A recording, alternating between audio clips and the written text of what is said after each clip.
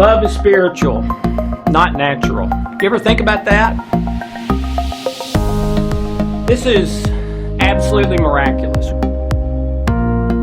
With love, you get the results now.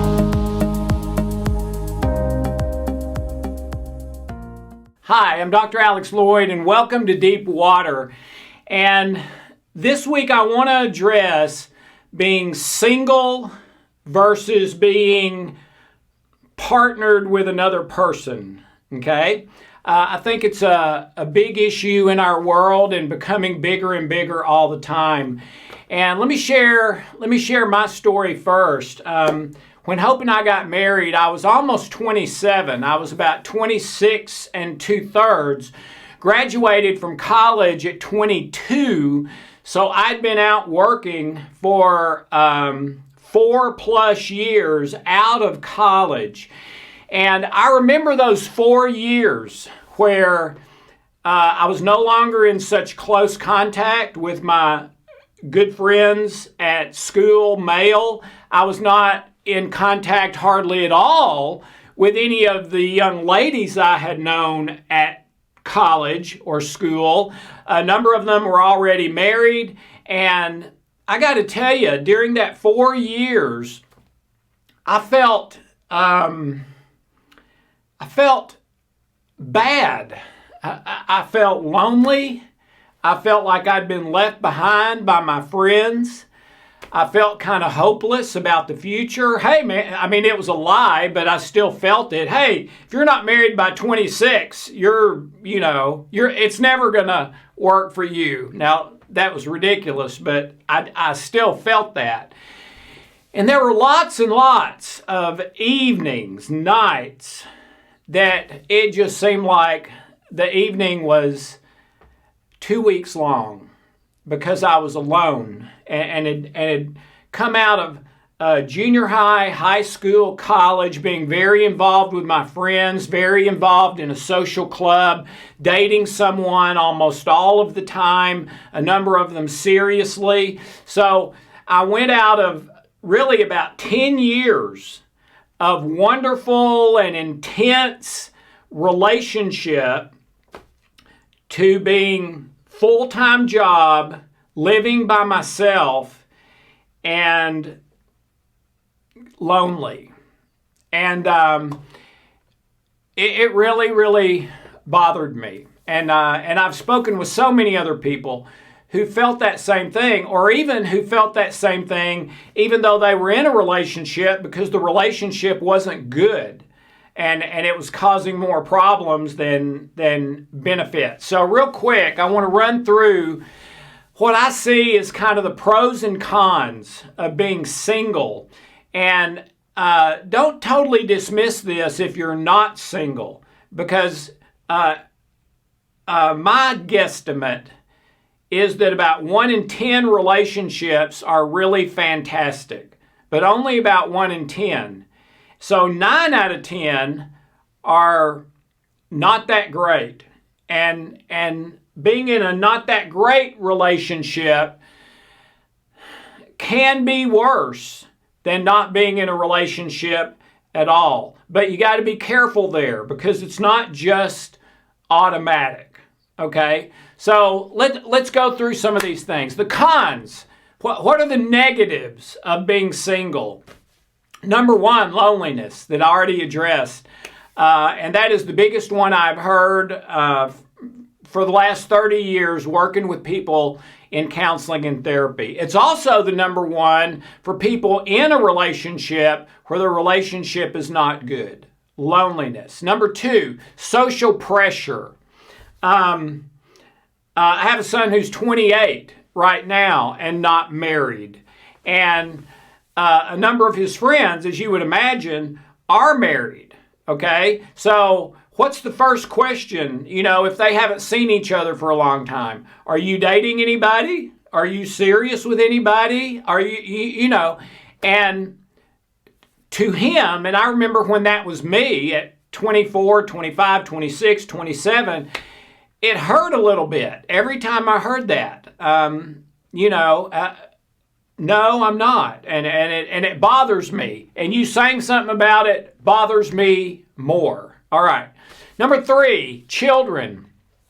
Yeah, you can adopt and have a child by yourself, or possibly an insemination thing where you have the child by yourself. But that is a hard road to do all of that by yourself, to work and raise your child and do everything else that has to be done for a family by yourself. So I think one of the negatives would be the situation involving children, although again, better to have a single parent than one really negative parent that's programming the kid for negative things that they're going to have to deal with the rest of their life, which happens all the time. Number 4, just the feeling that something's missing. Oh man, can I remember that one big time from those years with me. Something's missing. I cannot be whole this way. Whether true or not, it's a very common feeling. Number 5, lack of intimacy.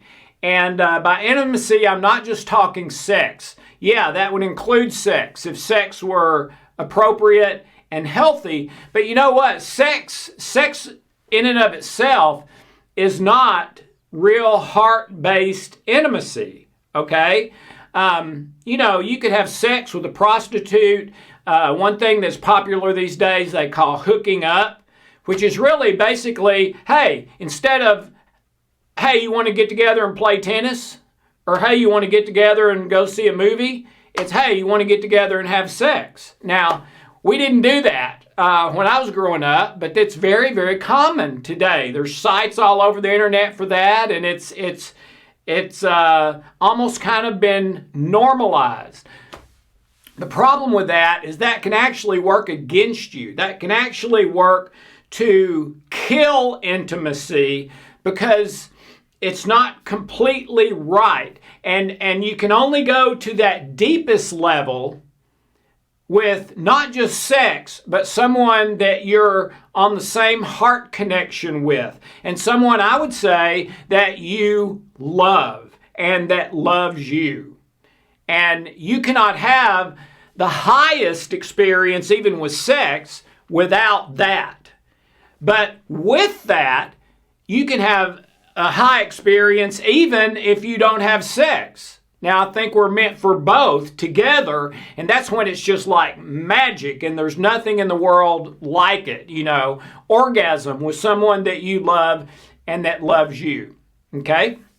Number 6, someone to share the cost of things, the expense of things, the work of things, division of labor. I'll take care of these things, you take care of those things, or we'll take care of them together. We'll do the dishes together, we'll clean house together, we'll both work or whatever, but a shared thing.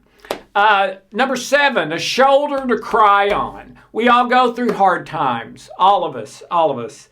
And I tell you what, hitting a trauma or a low point or hard time of your life when you don't have anybody that you feel like you can go to that completely has your back and will listen to you and be locked onto you.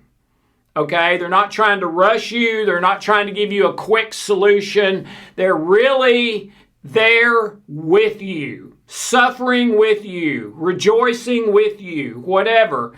But in this case, when something is hard, man, that is worth gold. Now, you don't have to be married for that. You could have someone else who has that role for you, but if you are married, that person is the natural best choice for that. And if it's a great relationship, you will have that with that other person. Number 8, just shared experiences. We're going to the Grand Canyon. We're going to the beach. We're going out to a movie. Something funny happens, okay? Just shared experiences. And I think this is a huge one. I grew up in sports. And so I was always competing in different sports, and sometimes I would win and sometimes I would lose. Sometimes I'd get the trophy and sometimes I wouldn't, okay? But I guarantee you, the biggest things I ever won, those accomplishments for me that were the best, if I had no one to share them with, they would be relatively meaningless. Think about it. If I won the gold medal for the 100-yard dash, but there was no one to share it with, I promise you it would be kind of hollow, because I've counseled those people in those situations, okay? So shared is what makes things valuable. It makes them rich. It makes them it makes them go up on the ladder of significance in your life, those shared experiences. Number 9, mental problems. The most deadly torture in the world is solitary confinement.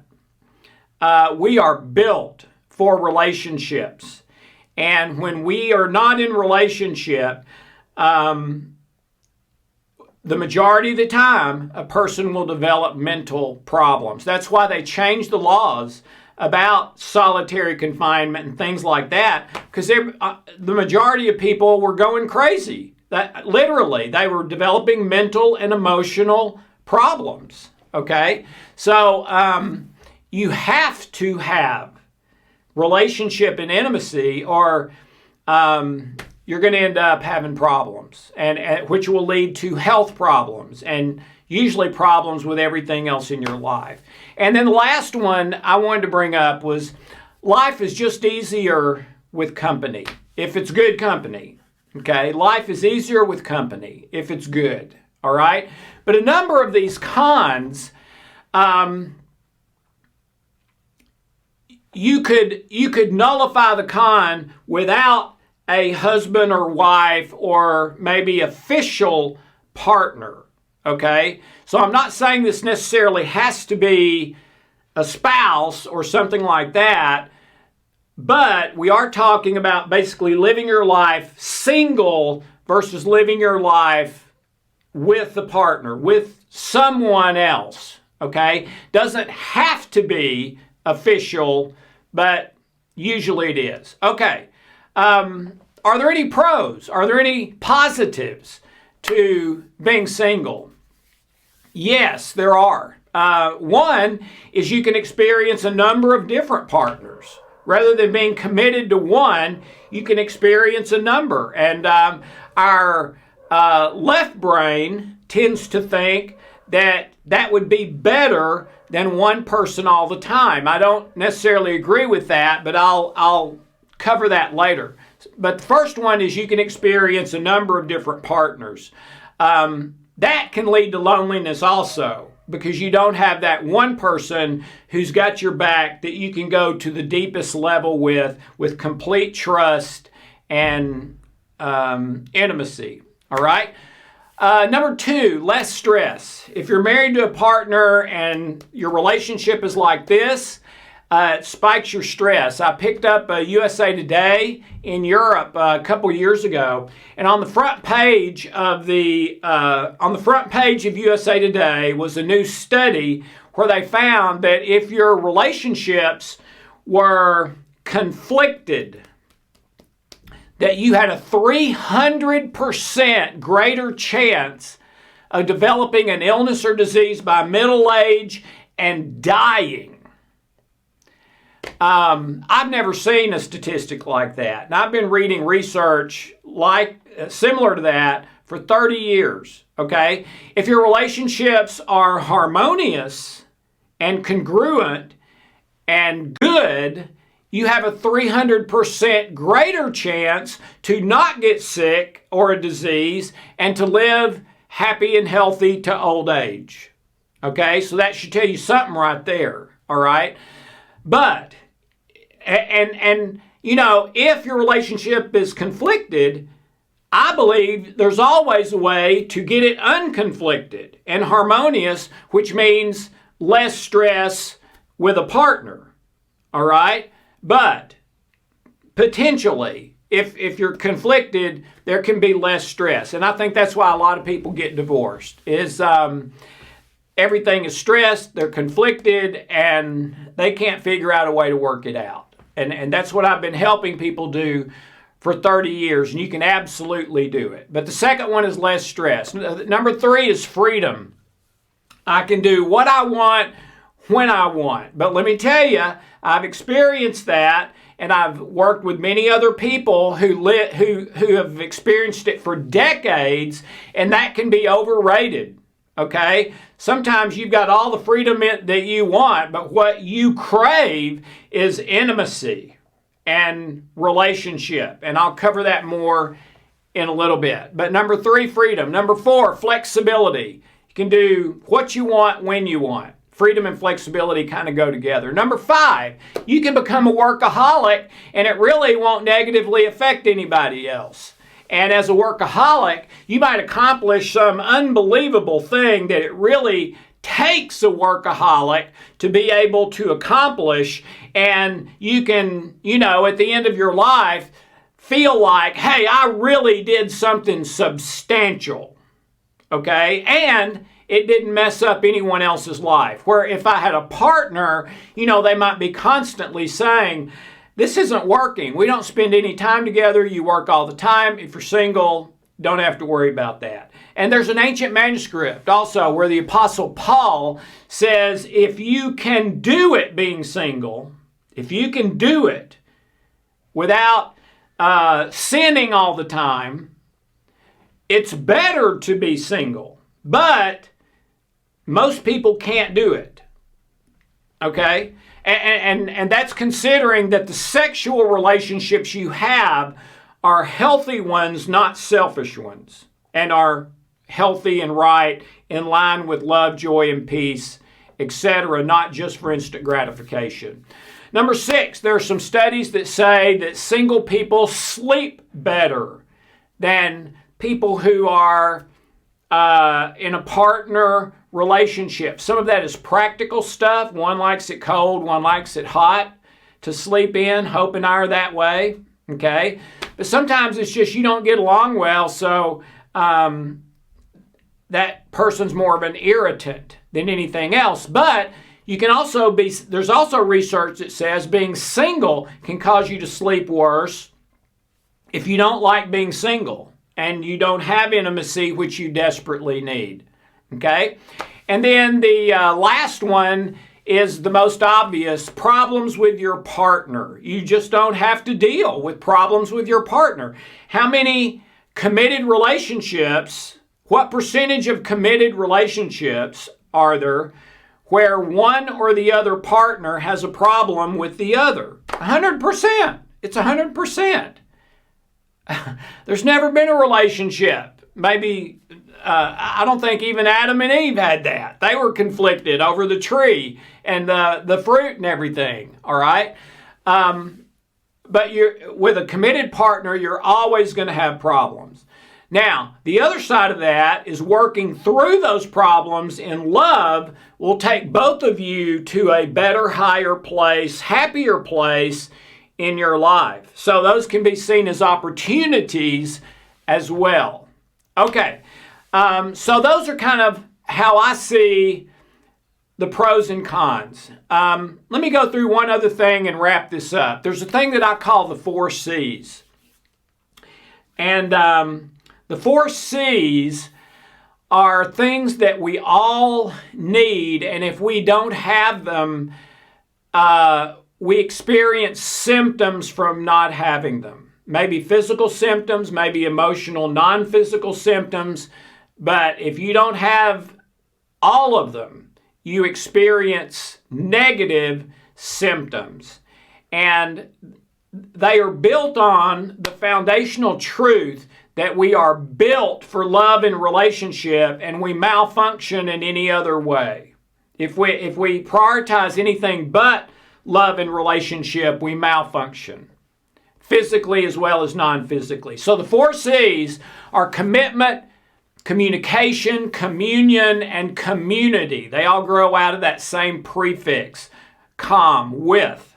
Okay, so commitment. No way you can have the deepest level of intimacy with anybody without commitment.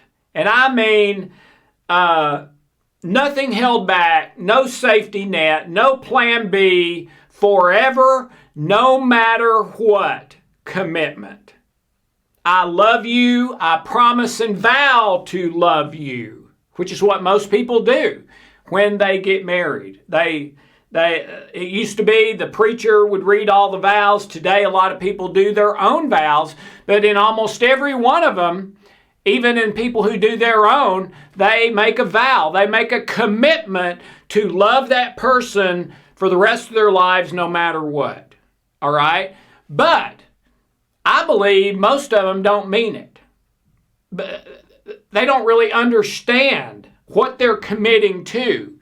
And when they get into the relationship, they don't treat it as much like love as they do a business deal. I'll do this if you do that. I won't do this if you won't do that. That's not love, that's a business deal. All right? And over time, if you live that way, you're going to hit a rock that either you decide, all right, that's it, we can't solve it, we're divorcing, we're breaking up, or you become angry all the time, or the very worst of all, you become cold and numb, and you and that person are now just roommates. And it's really depressing to most people and lonely, and I wish I were single. But for whatever reasons we're staying together, it's not enough. I've got this big void inside, okay? So commitment, communication, in just about every marriage problem I've ever seen. And I used to specialize in relationships when I did counseling and therapy traditionally. But in almost every marriage problem I've ever seen, including with my wife and I, there was a communication problem. And when you fix that, everything started getting better. And until you find that and fix it, usually things can't be fixed completely. The third one, and probably the most important, is communion. And no, I'm not talking about the little piece of bread that the Catholics put in your mouth and that sort of thing. I'm talking about deep intimacy. Not necessarily sex, but it could include sex if sex were healthy for that relationship. But regardless of sex or not, deep intimacy. This is a person that I know they have my back no matter what, and I've got theirs, and nothing will ever change that. I call it foxhole love because guys who were buddies in war and battle and life or death, foxhole kind of situations, tend to have a deep communion relationship with those other men or women that they were in that intense, constant life or death, I've got your back, you've got mine situation. Those people will be at their funeral.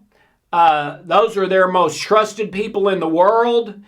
There's a bond there, a love there that goes beyond words and that is there no matter what happens. Deep intimacy communion is what we all want more than anything. And every relationship that you have that is in deep communion intimacy is absolutely like gold to you. And every additional one you get takes you up higher in your whole life. Most people don't even have one, okay? And of people who do have one, they typically have only one or two, okay? But what I believe is develop as many of those as you can. Have 10, have 50. And what does it require? It requires making yourself vulnerable. They can hurt you if they want to.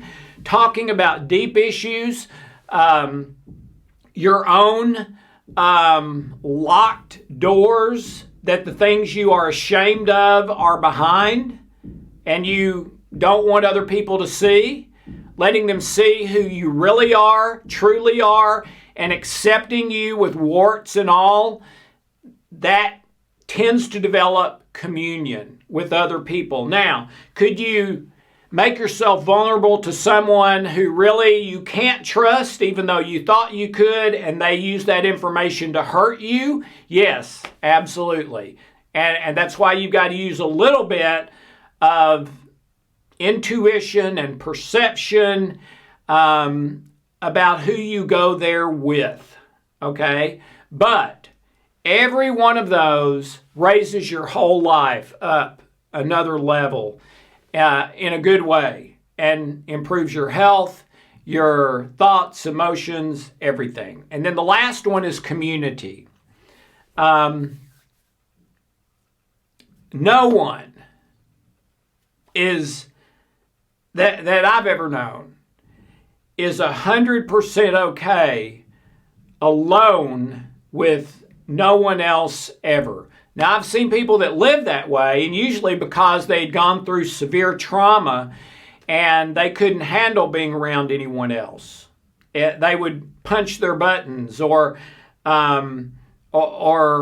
would not be okay with them because of some things they were doing or living, or you see a lot with post-traumatic stress from people who've been in war and now they're alcoholics or whatever, and other people can't stand to be in relationship with them because they're so internally focused in fear and pain and addiction and habits and things like that, okay? But you cannot be whole without community. Now, community can be one person who has totally got your back and is there anytime you need them. But you cannot have community with zero. Okay? So, those are the 4 C's. You have to have commitment, communication, communion, and community. But you can have all of those being single or with a partner. You can. But there's pros and cons to both of those. Okay? So you got to see where you are, what you want in your life, what your passions are, your worldview. Is there a God or is there not? Do you believe in love or do you believe in what's in it for me, seek pleasure and avoid pain? You know, those are all things you would consider as to, I'm going to be single or no, I'm going to be in a committed, official relationship, whether that's legally official or not.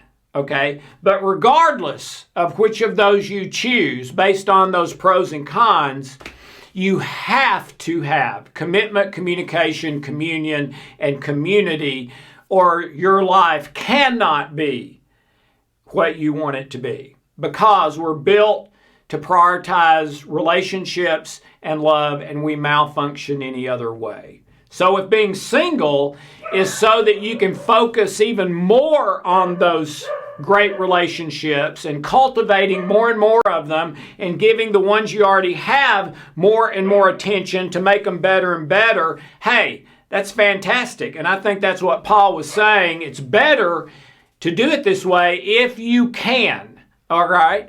But there's certainly nothing at all wrong with being in a committed relationship to share with other people, to share the rent for children, because you're lonely, a shoulder to cry on, shared experiences.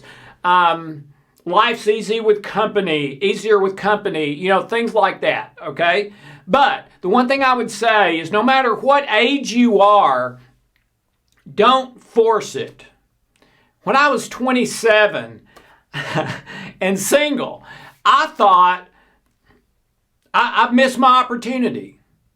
I'm never going to get married. I'm going to be lonely all my life, blah, blah, blah, blah, blah. Well, that was not remotely true. And I know for a fact at several decades later, that if Hope and I had not gotten married, I would have had all kinds of other opportunities and most likely would have chosen one of those and been happy. I don't know that I would have been as happy as with Hope, but anyway, I think that's certainly true. So I would not push it. I would try to let it happen organically. Now, that doesn't mean that you don't take steps. You can't just live in your bedroom your whole life and expect to develop communion and community and all this other stuff, okay? It requires your participation, right?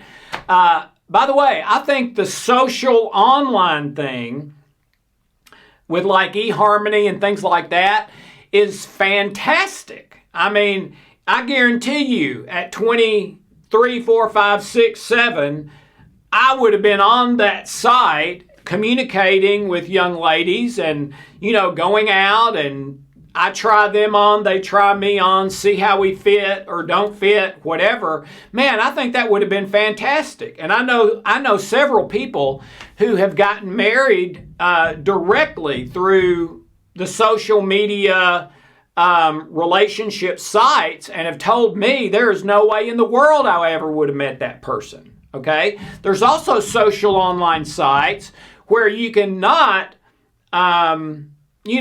be there to get married or be in a committed relationship, but you're there for a friendship or to share a hobby together or something like that. I think those are fantastic too. Okay? So pray about it, see what you're comfortable with, weigh the pros, weigh the cons, but don't get too desperate that you start really pushing. I think that's where you get into relationships that aren't right for you, and then it ends up being worse than being single.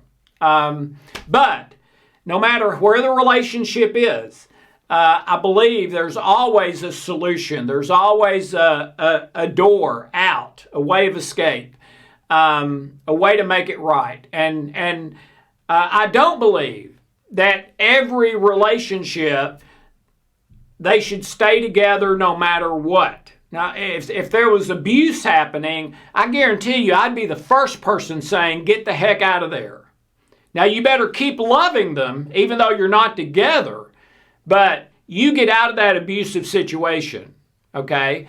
So, doesn't mean they should always continue, but they should always be made right, even if you separate and don't continue. And there's an absolute way to do that. And we've talked about that a good bit. So, and then the last thing we already talked about as well, you can be in a committed relationship, you can be in lots of relationships and still have the loneliness of being single. Why? Because you've not gotten to communion with anybody. You got to find somebody to go to communion with, that deep, intimate level. And that's when, even if it's just one person, the loneliness will go away and most of those cons will fall away. All right? Because being with that person will be wonderful. And yeah, there'll still be problems and pains, but you'll work through them together, which keeps taking that relationship higher and higher and higher. Okay? The relationship doesn't just get better from going to the Grand Canyon together or going to see movies or out to eat. The thing that makes it better than anything is going through a problem and resolving it in truth and love together and then reuniting, stronger than before. Kind of like you've heard where a bone, where it's broken, once it heals, it's stronger at the place where it broke than it is anywhere else on the bone. Pretty similar with relationships when you deal with the problems and conflicts in love and work them out to a true win-win-win resolution. Okay? So, where are you on being single in a committed relationship or loneliness no matter which situation you're in? Okay? The 4 C's are where you need to focus. If you're single, if you're living your life as a partner or any other possibility. The 4 C's are still what will make your life as best as it can be, or as close to it as you can get. Whether single, whether in a committed relationship, whether you're lonely now, in either single or in relationship, the 4 C's are the solution. Okay? So, thank you very much. Have a wonderful, blessed day.